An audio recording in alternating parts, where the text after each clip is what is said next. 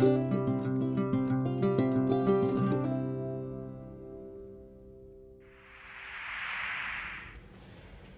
Evening students. बेटा कैसे हैं आप लोग? बेटा इलेक्ट्रोस्टैट्स एंड इलेक्ट्रिसिटी के हम कुछ इंपॉर्टेंट क्वेश्चंस ले रहे थे प्रीवियस लेक्चर में, उसी को आगे कंटिन्यू रखते हैं। अभी हम इलेक्ट्रोस्टैटिक्स के कुछ क्वेश्चंस ले रहे हैं, ठीक है बेटे।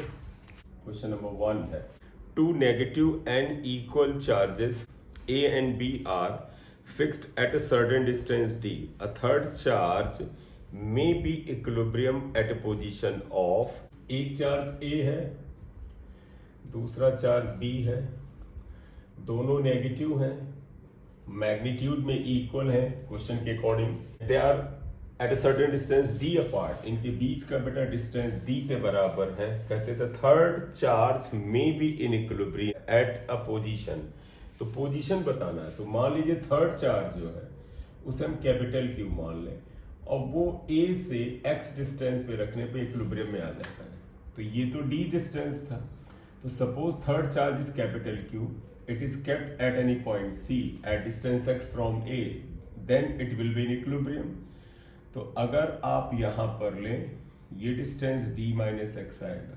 अब आप देख लीजिएगा बेटा, ये Q चार्ज जो है पॉजिटिव है, तो इस पॉजिटिव Q चार्ज को ये भी अट्रैक्ट करेगा अपनी तरफ। That will be force on C due to A, यानी force on C due to A, और ये भी अट्रैक्ट करेगा। तो this will be equal to force on C due to B, ये आएगा। तो देखिएगा बेटा, अगर ये थर्ड चार्ज के इक्विलिब्रियम में है तो ये फोर्स इसके बराबर होना चाहिए। फॉर इक्विलिब्रियम नेचुरली क्या होना चाहिए, ये फोर्स इसके बराबर होना चाहिए, FCB इक्वल टू FCA ये।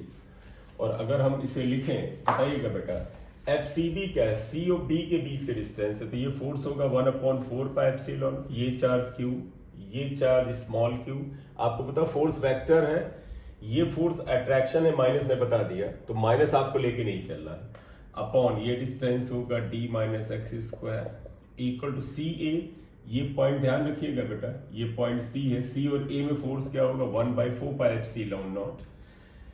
Q ये चार्ज, ये भी charge small q upon x square, क्योंकि ये दिस डिस्टेंस इज x। के कैंसिल हुआ, ये कैंसिल हुआ, तो अगर आप देखें तो क्या आएगा, D minus x square equal to x square, ये आया। तो एक्स स्क्वायर इतने के बराबर आया, तो अगर हम x लिख लें that will be equal two plus minus D minus x. तो बेटा ध्यान रखिएगा, जब स्क्वायर हटाते हैं तो यहाँ पर प्लस माइनस दोनों आएगा। हम दोनों को लेकर के चलेंगे, एक बार प्लस लेके चेक करेंगे, एक बार माइनस लेकर के। तो आप जरा ध्यान रखिएगा, हम इसमें पहले प्लस लेके चल रहे हैं। x is equal two plus D minus x, तो 2x is equal to D। इसका मतलब D/2 डिस्टेंस पर, यानी ये x की वैल्यू जो होगी, इनके बीच के सेपरेशन का आधा होगा। यानी थर्ड चार्ज को अगर मिड पॉइंट पे रखें तो इक्विलिब्रियम आएगा। तो पहला आंसर ये है, लेकिन यहीं पे रुक मत जाइएगा, आप माइनस को भी एक बार चेक कर लीजिएगा। एंड आप देखिएगा x is equal to minus D minus x आया, तो x is equal to minus D plus x आया। और अब आप देखिएगा, ये x कैंसिल हुआ, तो कैन नॉट बी सॉल्व, यानी this position is not possible. इसका तो आंसर क्या हुआ कि दो इक्वल मैग्नीट्यूड के नेगेटिव चार्ज के जस्ट मिड में, यानी D/2 डिस्टेंस पर अगर हम थर्ड चार्ज रखेंगे, so first option is correct. Clear? You जल्दी नोट कर। तो आंसर यहां आ जाएगा तुम्हारे क्वेश्चन के according, first option is correct. देखिएगा अगला एक क्वेश्चन है इसमें, if a neutron has an initial velocity in a direction different from that of uniform electric field. Neutron क्या होता है बेटा, neutron is a neutral particle, उस पर कोई चार्ज नहीं कहता होता है। कहते हैं has an initial velocity in the direction different from that of the uniform electric field. Question 2 देखिएगा, ये अगर इलेक्ट्रिक फील्ड है आप मान लें, तो न्यूट्रॉन इस इलेक्ट्रिक फील्ड से डिफरेंट डायरेक्शन रखता है। डिफरेंट डायरेक्शन का मतलब है इलेक्ट्रिक फील्ड के पैरेलल नहीं है, तो हम किसी एंगल पे ले लें, ये न्यूट्रॉन है, इसका कुछ मास होगा, चार्ज तो इस पे 0 होता है, मान लीजिए वेलोसिटी थीटा एंगल पे है। The path of the neutron is neglect gravity. तो कहते हैं बताइए इस न्यूट्रॉन का पाथ क्या होगा। ग्रेविटी को आप भूल जाओ, ग्रेविटी की बात करो, स्ट्रेट लाइन होगा बेटा। क्यों? क्योंकि बेटा इस न्यूट्रॉन पे चार्ज नहीं है तो इलेक्ट्रिक फील्ड में इस पे कोई फोर्स नहीं लगेगा। तो अगर फोर्स नहीं लगेगा तो यहां क्या लिखोगे, since F equal to Q E, Q zero into E, no force, F equal to zero, अगर कोई एक्सटर्नल फोर्स नहीं लग रहा है, इसका पार्टिकल स्ट्रेट लाइन में मूव करता रहेगा, यानी it's a path will be straight line. Option आइएगा, first option is straight line, second is parabola, third is circle and ellipse. तो ऑप्शन फर्स्ट आएगा, that is straight line. Clear? Third question बड़ा important है, देखिएगा। A particle of mass m and the charge plus q1 moves diametrically through a uniformly charge sphere of radius capital R। एक diametrically through a uniformly charge sphere. अब जिस हिसाब से बता रहे हैं थर्ड क्वेश्चन में कि देखिएगा बेटा, एक यूनिफॉर्मली चार्ज स्फीयर है, इसका मतलब हम मान ले रहे हैं कि ये चार्ज स्फीयर जो है इसमें चार्ज वॉल्यूम में है, क्योंकि यूनिफॉर्मली चार्ज कंडक्टर होगा तो उसका चार्ज तो सरफेस पे आएगा। तो यूनिफॉर्मली चार्ज स्फीयर है, इसका मतलब ये नॉन कंडक्टिंग है बेटा, और नॉन कंडक्टिंग में तुम्हें पता है चार्ज वॉल्यूम में स्प्रेड होता है, राइट।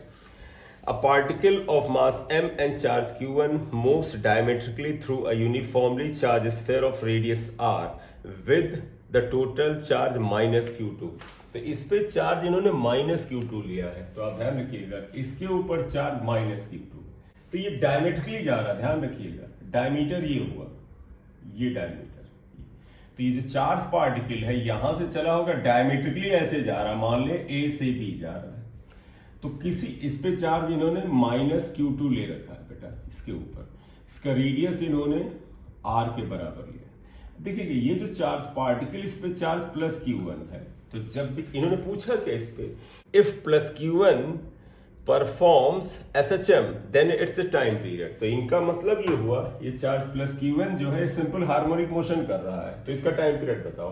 ऐसे केस में आप ऐसा करो, मान ले चार्ज यहां पर था और ये इधर की ओर जा रहा था, राइट। अब तुम कहोगे इधर की ओर क्यों जाएगा, क्योंकि आपको पता है जब कोई बॉडी फुली चार्ज होती है, वॉल्यूम में चार्ज होता है, तो उसके अंदर किसी पॉइंट पे कुछ इलेक्ट्रिक फील्ड होता है। तो आप ऐसे लिखिएगा, we know that electric field at any point inside charged non conducting body. Non conducting लिखने से हमें क्या फायदा बेटा मिलता है, नॉन कंडक्टिंग का मतलब हुआ कि चार्ज उसके वॉल्यूम में है, बॉडी। और वो आपको याद होगा बेटा, E इनसाइड तुम्हें याद होगा 1/4 पाई एप्सिलॉन नॉट Q, इस बॉडी का चार्ज Q2 है। मैं पहले जनरल फार्मूला लिख देता हूं, फार्मूला ये था 1/4 pi epsilon naught QR upon capital R। It was the electric field at any point inside the non conducting charge sphere at a distance r from the centre. लेकिन distance r की जगह पर हमने यहाँ x लिया है, तो therefore यहां देखिए क्या आएगा, E inside equal to 1/4 pi epsilon naught Q को आप यहाँ पर Q2 लिख दो, माइनस से चक्कर मत पड़ेगा, माइनस केवल डायरेक्शन को बताता है। Q2 R को x लिख लो और कैपिटल R Q भी लिख लो। ये अब आपको ये भी ध्यान होगा कि बेटा अगर ये पॉजिटिव चार्ज होता तो इस जगह पर इलेक्ट्रिक फील्ड अवे लगता, नेगेटिव चार्ज है तो इलेक्ट्रिक फील्ड E इनसाइड इधर क्यों लगेगा। तो ये भी आपको पता है कि अगर कोई positively charge particle electric field में रखा हो तो वो इलेक्ट्रिक फील्ड की डायरेक्शन में फोर्स एक्सपीरियंस करता है, तो इसके ऊपर इसी फील्ड की डायरेक्शन में एक फोर्स लगेगा, और ये फोर्स क्योंकि इक्विलिब्रियम की तरफ जा रहा तो इसे हम रीस्टोरिंग फोर्स कहेंगे। प्लस Q1, अगर F इक्वल टू आप लिख लें Q1, तो पता रीस्टोरिंग फोर्स या फोर्स क्या होता है, इलेक्ट्रिक फील्ड में फोर्स होता है QE, तो that would be equal to Q1 E in। Q1 बेटा ये है, E in ये है, तो आप ऐसे लिख दो K Q2 Q1 upon X upon R cube आएगा। ये रीस्टोरिंग फोर्स आया। ये बेटा किस पे लगेगा, ध्यान रखना, ये जो चार्ज पार्टिकल है, मेरा डायग्राम को वो करूं, ये रेडियस R था, इस चार्ज पार्टिकल पे रीस्टोरिंग फोर्स लगेगा। ये डिस्टेंस x है क्योंकि ये इंस्टेंटेनियस पोजीशन है, मतलब पार्टिकल यहां से चला था, आकर्षित होकर यहां आएगा और ऐसे ऐसे ऑसिलेट करेगा। इन्होंने बोला वो भी देख लेंगे क्यों ऑसिलेट करेगा या करेगा भी नहीं करेगा।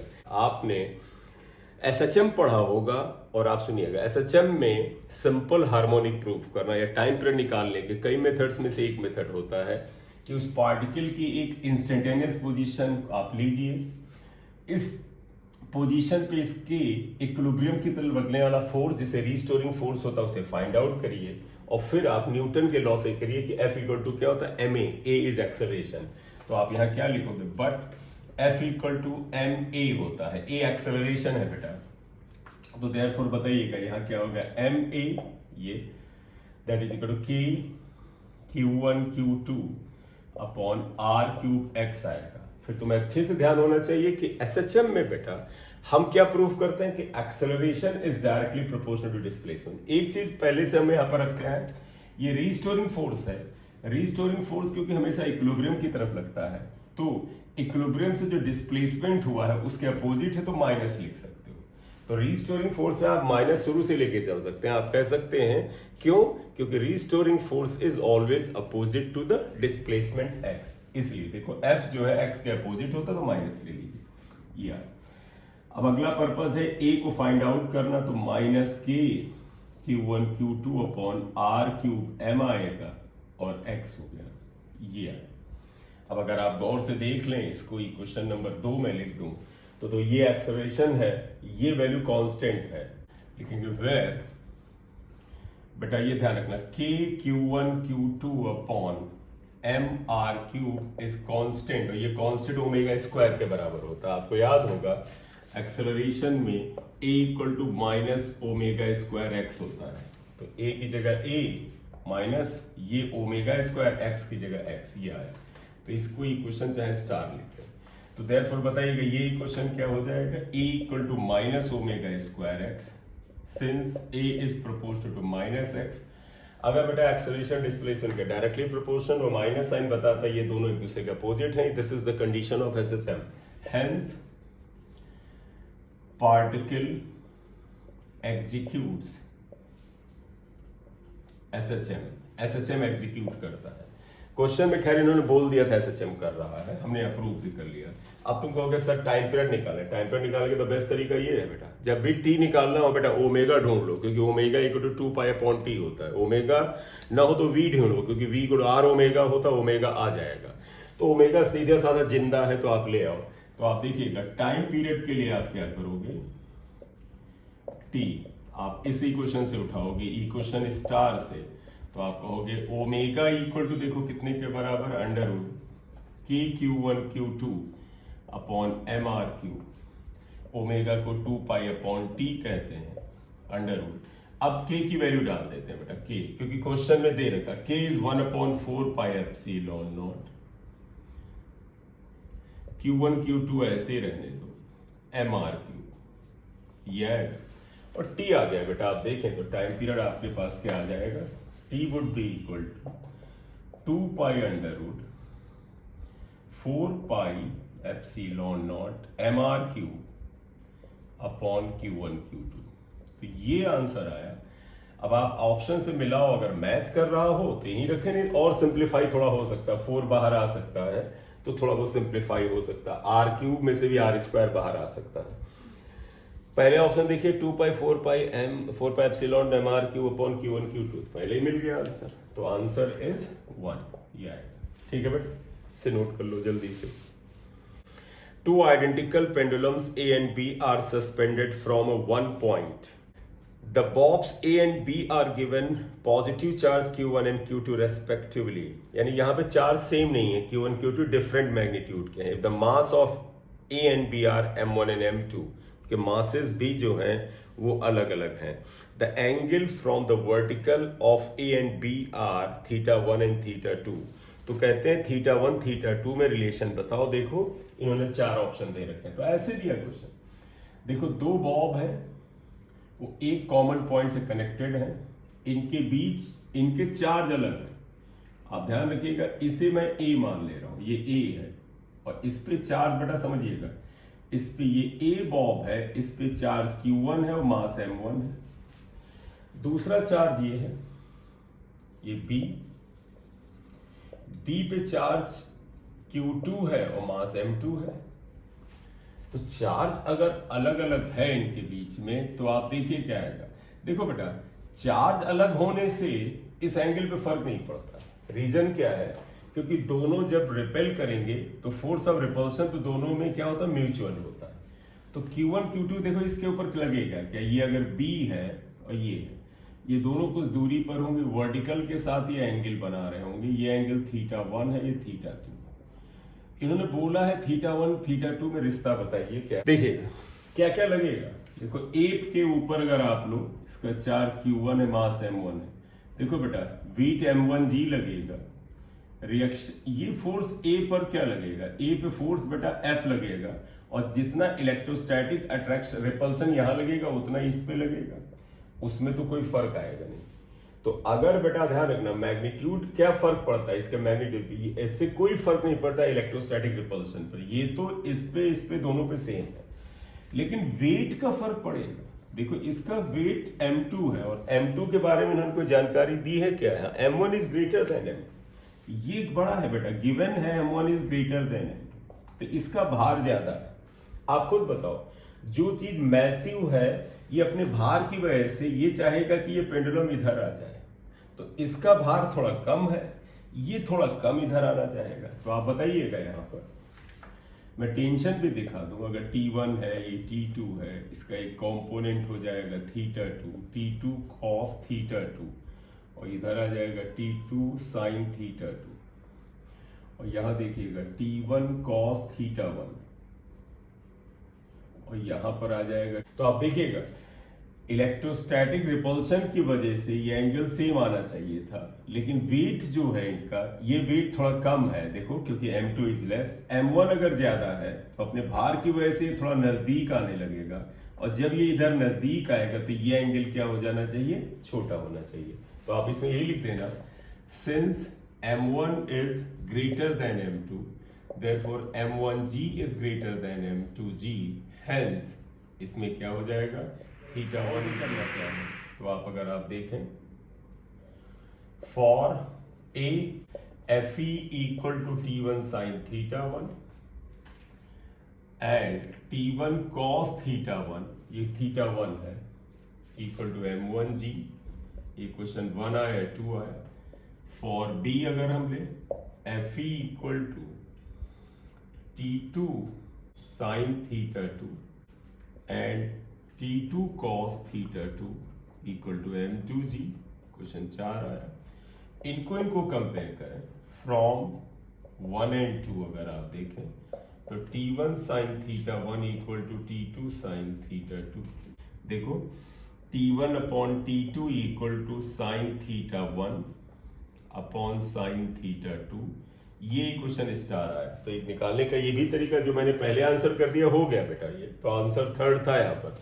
लेकिन एक और तरीका यहाँ पर मैथमेटिकली लाए, यहाँ पर देखो बेटा T1 अपॉन T2, एक मिनट आइएगा बेटा, एक बार देखिएगा यहाँ पर देखो, ये T1 अपॉन T2 करेंगे तो sin θ2 अपॉन sin θ1 आ जाएगा, ये आया। इसके बाद आइएगा since m1 is greater then m2 आया। तो पता है अगर कोई मास m1 बड़ा है, इमेजिन करो एक रस्सी है या एक स्ट्रिंग है, उसमें तुमने भारी मास हैंग किया है, तो रोप में या स्ट्रिंग में तनाव बढ़ता है, और अगर हल्का मास हैंग किया है तो तनाव कम होता है।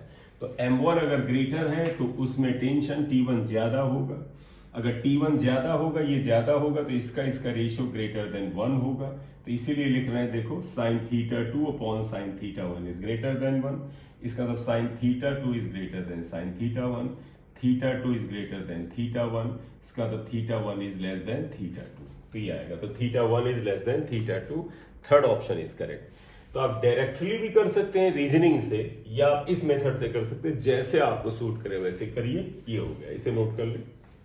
क्वेश्चन 5 आ जाइएगा, देखिए पढ़ लीजिएगा, जरा ध्यान से क्वेश्चन पढ़िएगा। Alpha particle is revolving around an infinitely long line charge of linear charge density lambda. तो alpha particle is revolving around an infinitely line charge of linear charge density lambda at a perpendicular distance r from it, the centripetal force on the particle is। तो CPF पूछा है, तो देखिए बेटा ये तो पता है इनफाइनाइटली लॉन्ग एक वायर है। गॉस में आपने पढ़ा है कि अगर इसकी लेंथ इन्फिनिटी है, इसका लीनियर चार्ज डेंसिटी अगर लैम्डा है, तो आपको पता है अगर इससे r डिस्टेंस पर एक अल्फा पार्टिकल है, अल्फा पार्टिकल पे एक चार्ज q है, तो पता है अल्फा पार्टिकल के ऊपर चार्ज कितना होता है बेटा, इलेक्ट्रॉनिक चार्ज का दुगना चार्ज होता है, 2 टाइम्स ऑफ e होता है। ये क्या हो जाएगा 2e। ये इसके चारों सर्कुलर पाथ पे ऐसे रिवॉल्व कर रहा है, तो मतलब समझिएगा, मान लीजिए इनफाइनाइट लाइन चार्ज ये है, इससे r डिस्टेंस पर देखो, r डिस्टेंस अल्फा पार्टिकल ऐसे ऐसे रिवॉल्व कर रहा है, ठीक है। क्यों कर रहा है? Alpha particle is revolving around infinitely long charge of linear charge density lambda at a perpendicular distance. तो इसका मतलब इस पे जो चार्ज डेंसिटी होगी माइनस होगी, क्योंकि अट्रैक्शन होना चाहिए, तो ये माइनस रही होगी charge density minus. CPF centre की तरफ लगता है, और सीपीएफ प्रोवाइड कौन करेगा? Electrostatic force. तो आप देखिएगा, CPF is provided by electrostatic force. CPF ही पूछा है, तो इलेक्ट्रोस्टैटिक फोर्स क्या होता है? Q इंटू ई होता है। Q आपने देखा है 2E है, E सभी को याद है, इनफाइनाइट लाइन चार्ज की वजह से r डिस्टेंस पे इलेक्ट्रिक फील्ड होता है lambda upon 2 pi epsilon not r। 2 से 2 कैंसिल हुआ, तो answer lambda E upon pi epsilon not r होगा। ये सीपीएफ आ गया, सेंट्रीपेटल फोर्स, यही आंसर होना चाहिए। तो ऑप्शन देखें, पहला lambda E upon 2 pi epsilon not, दूसरा है lambda E upon pi epsilon not, ये होगा आंसर 2 आ गया। Question number 6, the linear charge density on the semi circular ring in the magnitude is same, electric field at the centre is.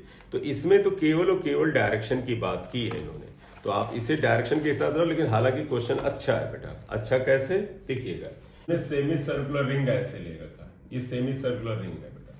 Linear charge density same है, मतलब charge इसके circumference पर, लंबाई पर uniformly spread है। इतने वाले हिस्से में इधर पॉजिटिव चार्ज है, पॉजिटिव, इसका मतलब लैम्डा प्लस होगा, इधर माइनस है यानी लैम्डा माइनस होगा, माइनस में, लेकिन लैम्डा सेम है, क्योंकि लीनियर चार्ज डेंसिटी सेम होने का बेटा मतलब होता है चार्ज हर जगह यूनिफॉर्मली स्प्रेड है, ठीक है। तो field at the centre, option ऐसे दिए, along x axis, minus x axis, plus y axis, minus y axis. तो इसका तो सिर्फ डायरेक्शन बतानी है, सभी को ध्यान होगा बेटा। ये जो पॉजिटिव चार्ज ये है, इसकी वजह से इलेक्ट्रिक फील्ड बेटा कुछ यूं आएगा, ई पॉजिटिव चार्ज का, और इस वाले की वजह से इलेक्ट्रिक फील्ड इधर, क्योंकि पॉजिटिव चार्ज से इलेक्ट्रिक फील्ड अवे होता है, आप इसका निकालोगे तो ये इस डायरेक्शन में। नेगेटिव चार्ज की वजह से इलेक्ट्रिक फील्ड देखो, ये सेंटर है उसमें इधर आएगा।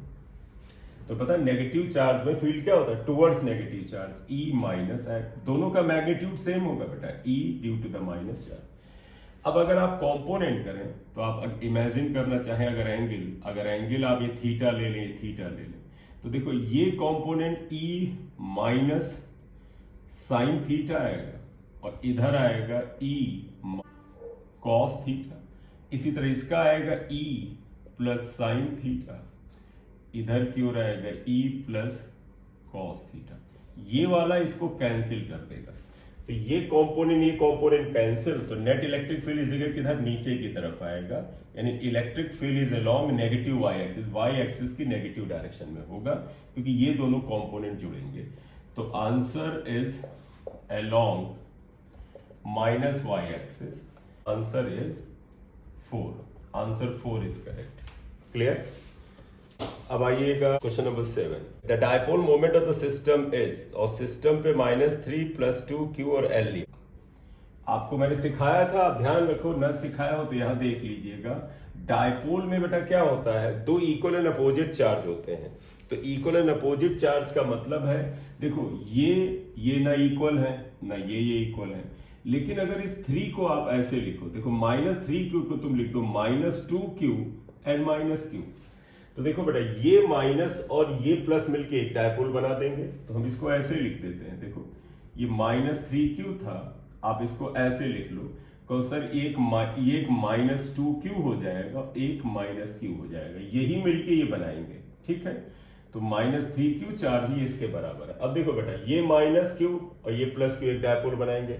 आपको याद होगा इलेक्ट्रिक डायपोल मोमेंट माइनस से प्लस होता, तो ये -q + q का डायपोल मोमेंट इधर होगा P1 की वैल्यू क्या होगी? तुम्हें पता है, magnitude of charge into length, या इसी तरह देखो बेटा -2q + 3q एक डायपोल बनाएंगे। डायपोल मोमेंट फिर देखिएगा माइनस से प्लस इधर, तो इसे आप P2 ले लो।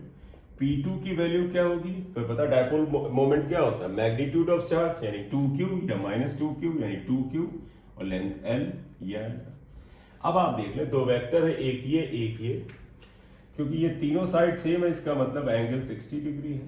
वेक्टर्स हम निकाल दो, देयरफॉर रिजल्ट और मोमेंट अगर P से लिखना चाहे तो क्या हो जाएगा, under root P1 square plus P2 square plus 2P1 P2 cos theta यानी cos 60। तो P equal to under root P1 is QL square plus 2QL square plus 2QL cos 60 क्या होता है, साइन 30 के बराबर यानी हाफ होता है। हाफ हाफ साफ हो जाएगा, इधर ले जाएं तो देखिए क्या आता है, P equal to how much, under root, देखो QL square plus 4QL square, 5QL square आ गया, देखो 4QL स्क्वायर 5 और यहाँ 2 into 2 Q square L square, यहाँ पर क्या 2QL स्क्वायर, तो 7Q स्क्वायर L स्क्वायर है। इसमें QL को बाहर ले लो तो QL रूट 7, ये P आ जाए, आंसर आ गया, राइट, आंसर इज 1। ठीक, एक क्वेश्चन और ले लीजिएगा, the force between the two short electric dipole separated by a certain distance R directly proportional. ये आपको सबको ध्यान रखना चाहिए बेटा कि दो, और आपको ये डेरिवेशन क्लास में कराया गया है, वो कराया जाता है कि जब दो इलेक्ट्रिक डाइपोल हो तो आप ध्यान रखना क्या होगा। ये क्वेश्चन नंबर 8 है, दो डायपोल, अगर एक ये ले लें, इसका डायपोल मोमेंट P1 ले लें, अब दूसरा डायपोल चाहे इसके एक्सिस पे बेटा आप रखे हो, ये मान लें P2 ले लें, चाहे आप दूसरे डायपोल को परपेंडिकुलर बाइसेक्टर पे रखें। मैं फिर बताऊं बेटा, एक पहला डायपोल है डायपोल मोमेंट P1, दूसरा डायपोल है डायपोल मोमेंट P2, दोनों एक दूसरे के, ये देखो इसके एक्सिस पे ये रखा है, या आप इसे उठा के इसके डायपोल ऐसे बना ले, चाहे आप चाहे ऐसे बना ले। ये अगर मैंने इससे रिलेटेड लेक्चर अभी आपके उसमें नहीं डाला तो आएगा बेटा, डालेंगे, ठीक है, आप चिंता न करें। ये तो सेकंड डायपोल को अगर आप ऐसे बना लें कि ये P2 आ गया, ये अगर R डिस्टेंस है, तो फोर्स होता क्या, आप ध्यान रखिएगा, ठीक है, force is directly proportional to क्या होता है, P1 P2 upon R power 4 होता है, राइट। तो अगर P1 P2 को हटाना भी चाहो तो यहाँ पर 1 अपॉन R पावर 4 होता है। तो force between two dipoles is proportional to 1 upon R power 4। मैं तुम्हें यहाँ पर एक ट्रिक बताऊं, एक ट्रिक क्या है, एक याद करने वाला एक तरीका यहाँ पर बताऊं, आप देखिएगा। आप यहाँ नोट एक लिखिएगा, नोट, देखो बेटा, तो पता दो चार्ज अगर होते हैं, एक चार्ज Q1 हो एक Q2 हो, तो इनके बीच की डिस्टेंस अगर R हो, पहला है पॉइंट इसका, तो इसमें जो फोर्स होता है वो क्या होता है, is proportional to 1 upon R square होता है। कूलम्स लॉ से आपने निकाला था ना बेटा, दो चार्ज Q1 Q2 के बीच में फोर्स क्या होता है, 1 upon 4 pi epsilon not Q1 Q2 upon R square. दो चार्ज 1 अपॉन R स्क्वायर, तीन चार्ज हो, जैसे मैं यहां ले लूं, देखो बेटा, एक डायपोल ले लूं -Q प्लस Q, और मैं कहूं इसके एक्सिस पर एक तीसरा चार्ज प्लस Q रखा जाए, तो देखो 1 2 3 चार्ज हो, तो बेटा इनके बीच में जो म्यूचुअल फोर्स होता है, मतलब तीन charge, mutual force is proportional to 1 upon R cube हुआ। तो if two charges are there, 1 upon R power 2, 3 charge system हो, यानी एक इलेक्ट्रिक डायपोल एक चार्ज, तो 1 अपॉन R पावर 3। तो अगर दो डायपोल हो तो 4 चार्ज आ गए। तो थर्ड सेकेंड पॉइंट है बेटा, थर्ड पॉइंट लिखिएगा, अगर 4 चार्ज आ जाए, यानी कि एक डायपोल ये आ गया, देखो ये पॉजिटिव नेगेटिव से, और आसपास में ही एक दूसरा डायपोल आ जाए पॉजिटिव नेगेटिव से, हाउ मेनी चार्जेस बेटा देयर, आप डिस्टेंस को R ये लिख लें, ये how many charges are there बेटा, 1 2 3 4, दो चार्ज 1 अपॉन R स्क्वायर, तीन चार्ज 1 अपॉन R क्यूब। जब दो इलेक्ट्रिक डायपोल है तो 4 चार्ज, तो F is proportional to 1 upon R power 4। तो इन जनरल क्या कह सकते हो कि F is proportional to 1 upon R power number of charges. अगर n चार्जेस होते तो 1 अपॉन R पावर n लिख सकते थे, ठीक है।